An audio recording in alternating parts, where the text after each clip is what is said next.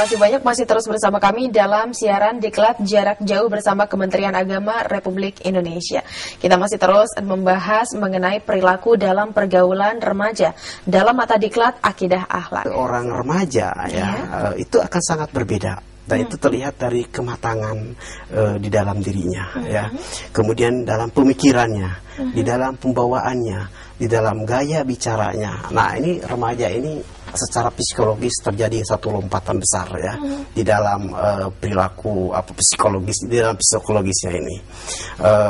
Di situ akan mulai membangun satu relasi dengan yang lain. Bahkan secara psikologis ada satu perubahan yang sangat tampak pada remaja, di mana jika biasanya pada masa kanak-kanak mereka ingin selalu menyatu dengan orang tuanya, ya, kesana kemari ingin dengan orang tua, bahkan juga terkadang dia manja dengan orang tua. Tapi begitu masuk pada usia remaja, bahkan ingin sedikit menjauh dengan orang tua. Nah, kemana dia? Dengan perkembangan psikologis seperti itu, tadi nanti akan meloncat kepada yang ketiga, yaitu sosial ekonomi.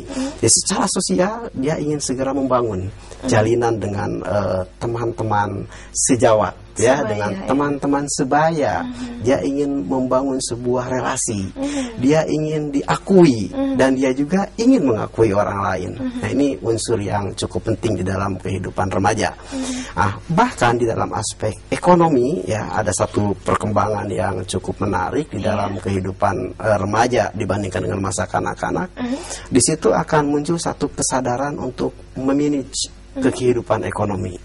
Masa kanak-kanak ketika dikasih uang jajan berapapun, biasanya itu habis pada saat itu.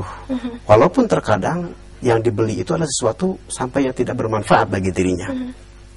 Pada saat masuk usia remaja ini, dia akan mencoba memanage dan akan meneropong masa depan lebih jauh. Ini uang ini harus dilakukan saving terhadap uang ini untuk masa depan, untuk membeli itu, membeli ini yang lebih berguna untuk kehidupan dia sendiri. Tapi bukankah sering juga kita lihat justru di masa remaja inilah mereka semakin konsumtif? Nah, itulah bagian yang nanti sebenarnya dalam diri manusia itu ada dua kecenderungan, ya, remaja ini. Jadi ada yang cenderung kepada haluan kiri, ada yang cenderung kepada haluan kanan. Yang saya katakan kiri dengan kanan itu adalah simbol dari baik dan tidak baik, ya. Karena di dalam diri manusia itu ada dua dorongan. Yang satu dorongan ke positif, yang satu dorongan yang negatif. Manusia apabila mampu melakukan dominasi dorongan ke yang positif, itu digambarkan di dalam Al-Quran, dalam ajaran Islam itu dalam kehidupannya bisa lebih mulia daripada malaikat.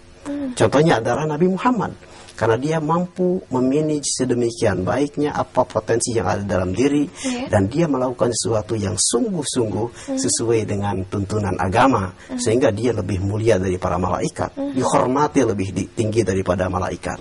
Tetapi sebaliknya, kalau manusia itu tidak mampu memanage kekuatan yang ada dalam dirinya, dan yang negatif itu bisa mengalahkan yang positif, dorongan yang sebut saja adalah nafsu yang dimunculkan oleh setan itu, maka manusia bisa lebih hina dari binatang.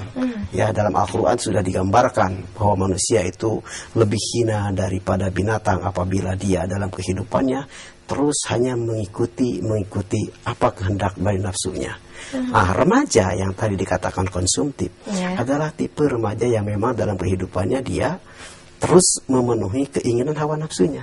Tapi jangan lupa di belahan yang lain itu banyak remaja yang bisa melakukan tindakan-tindakan terhadap manajemen keuangan ini dengan baik, dengan positif.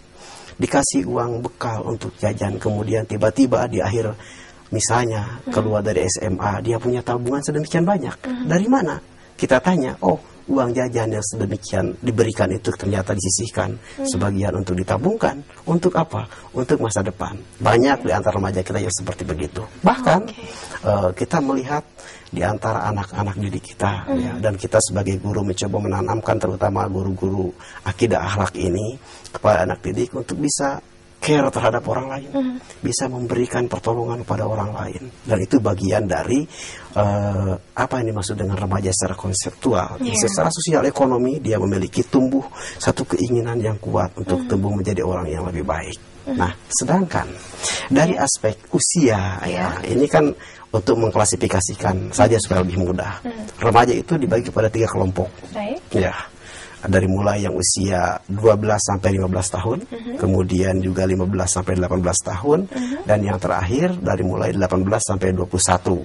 Nah, para ahli menyebutnya kelompok yang pertama ini sebagai masa remaja awal. Nah, ini kan mereka lulus dari SD pada umumnya dengan pertumbuhan yang pesat, kemudian sampai lulus SMP itu disebut dengan remaja awal. Nah, kemudian pada periode berikutnya itu 15 tahun sampai 18 tahun itu masa remaja pertengahan.